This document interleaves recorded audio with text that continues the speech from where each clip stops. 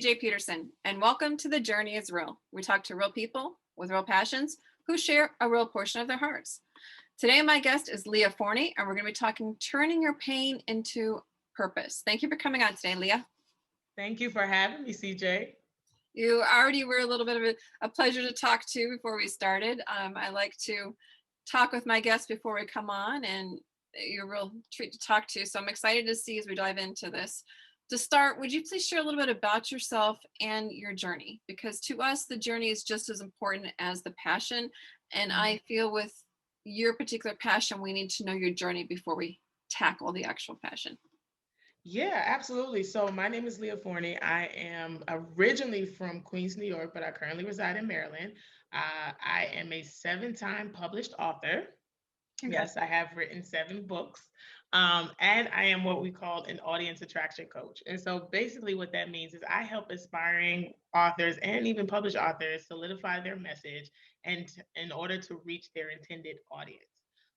I started this journey years ago, probably when I was a child. So I grew up, I am the daughter of 2 addicts. My father, he was an alcoholic to the day he passed. My mom has battled with drug addiction since I was 2 years old and continues to battle with it. So I was always a writer. Writing was what came natural to me as a kid. It was what I used to really escape the pain. I was a storyteller. I Yeah, created stories I'm to completely. like, I have 13 novels and a children's book, and I'm in a short story, 2 short stories and 2 different anthologies. And that was my escape because I yeah. could rewrite how the ending took place.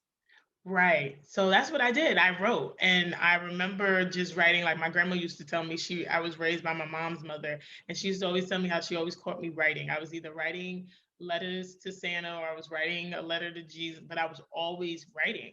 So fast forward to about 2016, 2017 is the first time I decided that I wanted to tell my story. I knew that I had a situation or a circumstance that was relatable. I just didn't know how to tell the story. So I partnered with a small press publishing company called Studio Griffin out in North Carolina. And we wrote my very first book, Unapologetically Me, which is really the story about my relationship with my mom and kind of the struggles of being raised without a mother that was fully present and the battles that I had with womanhood. And so that was the beginning of my journey. And so what I have done since then is help other women mainly see that you can turn your pain into purpose. You can do something great. I always tell people there's another side to pain. The problem is many of us don't get there because we get stuck right in the midst of it. Exactly. No, I totally follow you. I'm a domestic violence survivor, and so I get it. And you can, generally speaking, when you go through something traumatic, such as the way you were raised or what I went through, usually slingshot one direction or the other. Yeah. You're either shut yourself off for the entire world, any future love, any future hope, any future period, or you end up falling back into the same patterns over and over again. How did you break the cycle?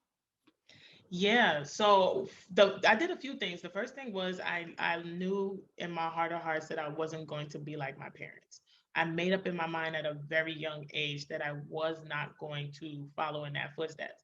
The thing about coming from parents of addiction is one thing that I've learned in my studying and my educational background is that children of addicts tend to develop addictive behavior or addictive patterns, right? So I had to really guard against the addiction. Like I have and still am the person that I don't drink because I'm always mindful that my father was an alcoholic, right? I stay away from certain things that can cause me to have an addiction. And so that was one thing that I did. I relied heavily on my faith in God to really get me through some of those emotions and those challenges. Also, I went to therapy. I still go to therapy. I tell people all the time, I work in mental health. I am a clinician and I'm a therapist that has a therapist. Because when you're dealing with childhood trauma, It's a lot. It's a lot to unpack. Yeah. And it shows up so much in your life. And so I'm constantly practicing self-awareness. My friends, they laugh at me because I will ask them like, oh, how can I be a better friend? Or how can I? And they're always like, I feel like you're setting me up when you ask me these questions. But it's really because of my growth and wanting to always be aware, because you can be triggered at any moment, and if you're not aware of what your triggers are and you're not aware of where it's coming from, like, this is how you remain stuck. Right.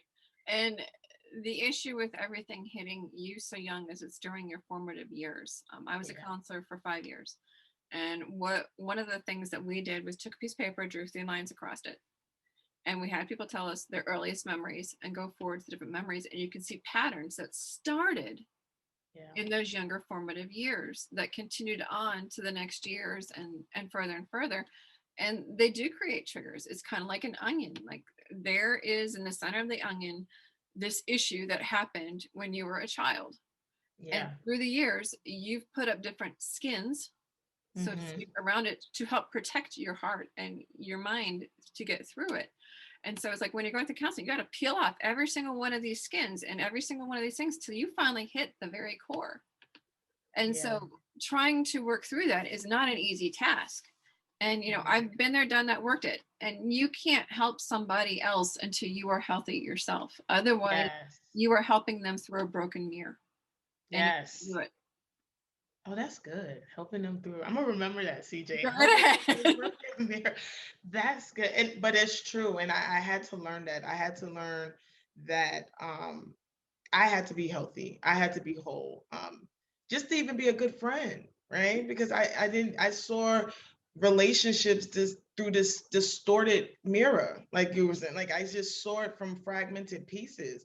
So it took all of those things to really begin to heal in Mhm. order for me to not see people as like, oh, black or white. One of the things I had to get rid of was my black and white thinking, which I didn't even realize I had until I was in therapist. And my therapist used to tell me all the time, like, you do realize you do either that or either this or that. It's all or nothing for you. There's no middle ground. And that came out by because she asked me a question, and she was just like, we were talking about my happiness and everything and the people in my life. And I remember her saying to me, like, you just cut people off so quickly. Like, why don't you learn to just meet people where they are and learn that, Because you're in self-preservation mode still and you had to get yourself out of it. yeah, because it was just like it was always black and white. It was either you're gonna love me or you're not gonna love me. Either you're gonna be there, or you're not gonna be there. And if you're not, I'm just gonna cut you off. And so one of the things that I learned in therapy that helped me to begin to turn my pain into purpose was setting expectations. When setting expectations, the importance of vocalizing those expectations. Because what my therapist pointed out to me was, she was like, you have expectations of the people in your life and you didn't even tell them. Yeah, they're not mind readers.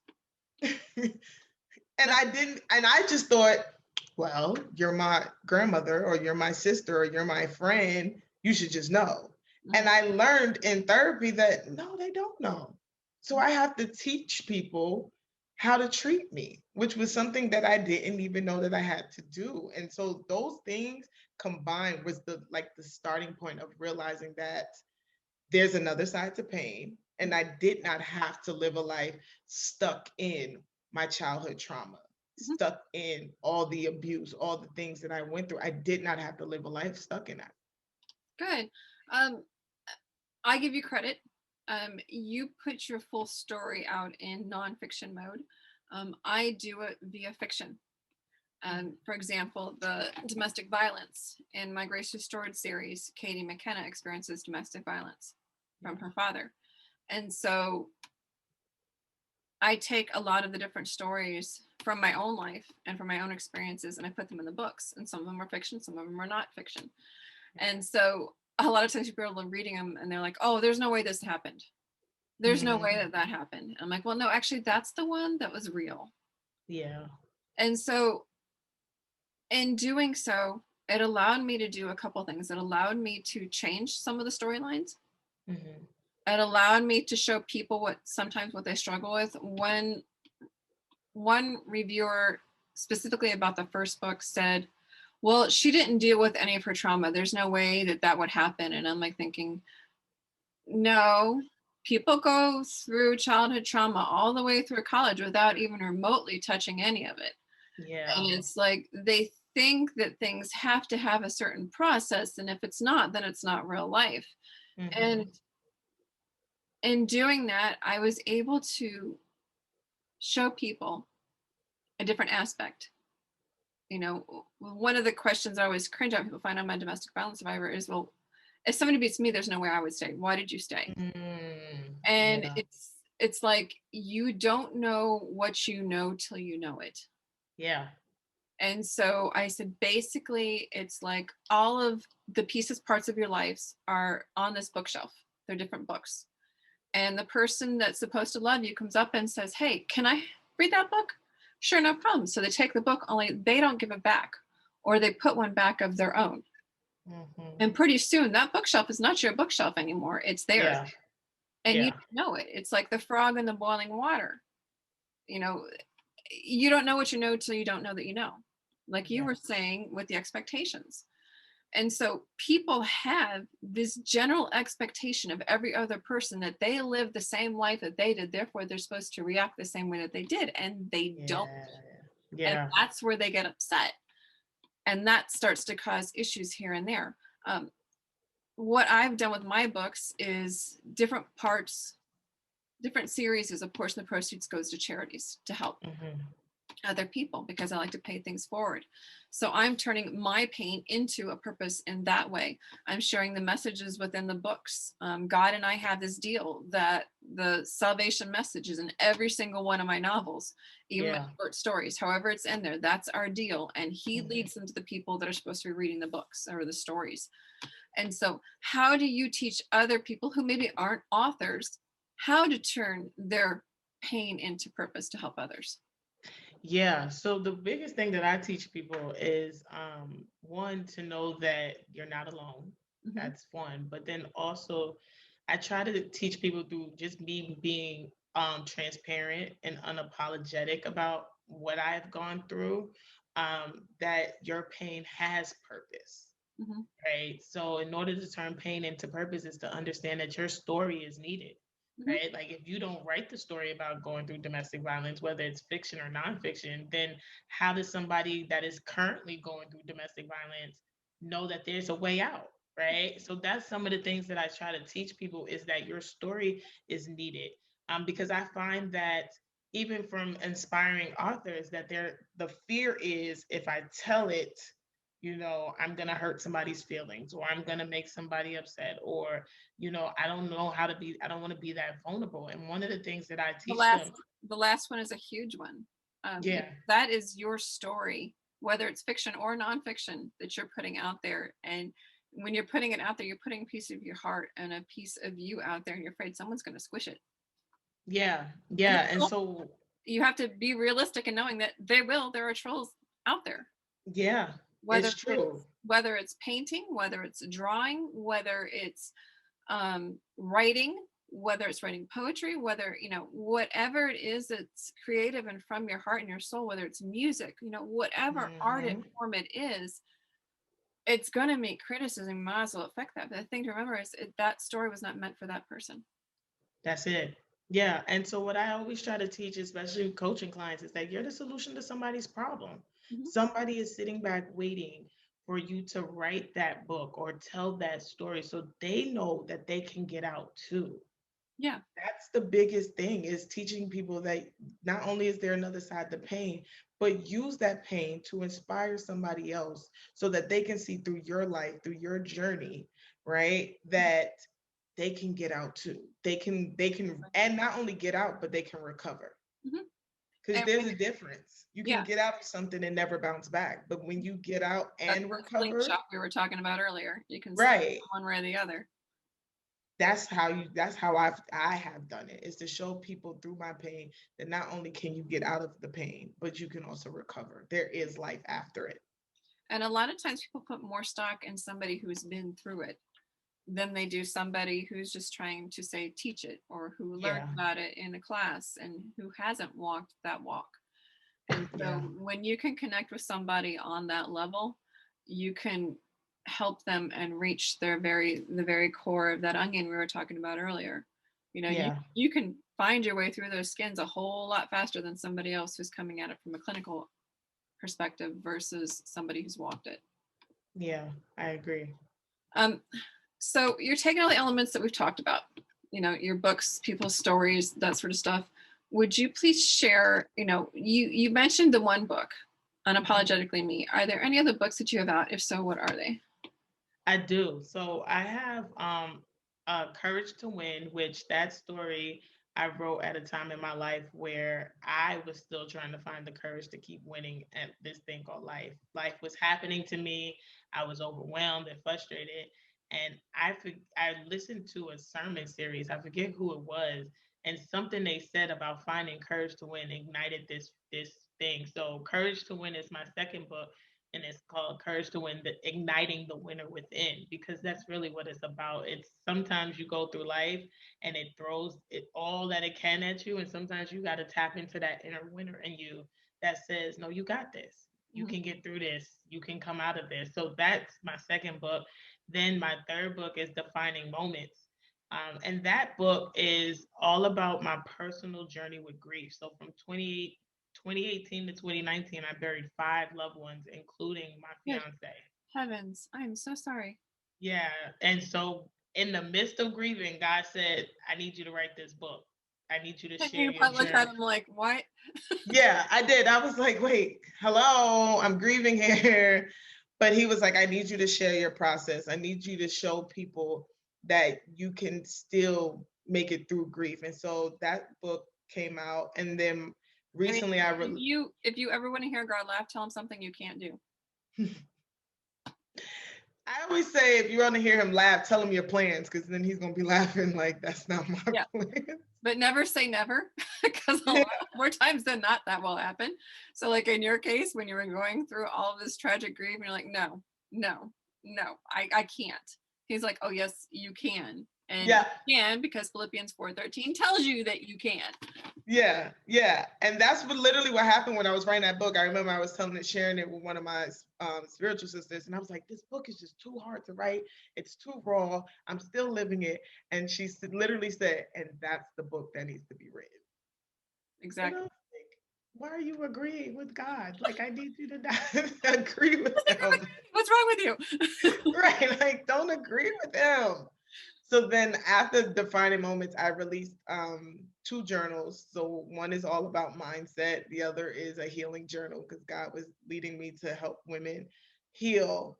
And then I released a planner for 2021, and then my most recent project has been The Power of Reconciliation, Healing from the Inside Out, which is my story of how God has just restored some different relationships and some different situations in my life that I did not think I could bounce back from. Mhm. And I love that because you're taking all of your pain again, like we talked about this whole time, and you're showing others that, you know what, this is real stuff. Yeah. It happens. You don't have to. And we are talking before we started recording that social media shows us the rainbows and Yeah. the roses and the Yeah. unicorns, that that's how life should be. And it's not. Yeah. And you know, I mentioned to you, when I can rip that face off of social media, I do my best to do so. And you are doing just that by sharing your true stories. And so I appreciate that. And thank you Thank so you. much for doing so. For those who want to find out more about you online, how can they find you? Yeah. So right now I'm on all social media sites at Leah M. Forney. Okay, including your website, which is Yep. And with www. dot so my website is www.leah, which is LEAH, M as in Mary, Forney, F as in Frank, ORN as in Nancy, EY.com. Awesome. So what's next for you besides continuing the counseling? So what's next for me is I'm actually working on a new book, and it's called Daddy's Little Princess, and it's all about healing from my father wounds. And that book is actually interesting because I was kind of struggling with God. You know, we all do that struggle where we're like, no, I don't want to write this one. And this is one of those books. But God kept telling me, you can't tell one side of the story and don't tell the other side. Mhm. So that is the newest book that hopefully before the year is out will be released. Awesome. Well, and a lot of people don't understand. See, how do I word it? Growing up, my father, I was adopted, but growing up, my birth father was like the white knight. When my mother was abusing me, he would come in the last minute and pull me out. That's how I saw God until Yeah. I was adopted. And my adopted father showed me what not only unconditional love was like, but the fact that a father is always there, regardless if the moments are Yeah. good or the moments are bad. He needs to be Yeah. here. He's your biggest support, he's your biggest encouragement. And so that's how I learned to see God the Father in a different light. How did you do it? I know we're a little bit into the time, but that's a big factor, especially for women, Yeah. because how you see your father is generally how you see the father when Yeah. you come to do it. And with yours going so early, how did you reconcile that? That was a difficult process because I had daddy issues, but I also had trust issues. Mhm. And so I struggled very early on to trust God because it was like you want me to trust in something I don't see, and then I have my bio dad who I can see and don't see. So I struggled with trusting him. But what really did it for me was I had a conversation with one of the elders at my church, and she said to me, God just wants to know your heart. Mhm.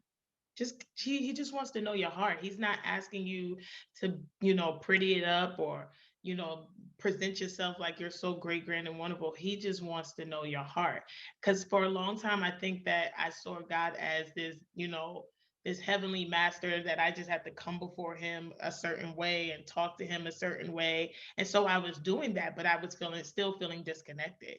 And it wasn't until she said, he just wants to know your heart. And that first moment where I was just able to cry to him and just say, Dad, I'm hurting. Yeah. And Instead this of is starting why I'm with like, hurting. Dear Heavenly Father, it's Daddy. Yeah. Mhm. Like it shifted for me. And so from then, he's always been my father.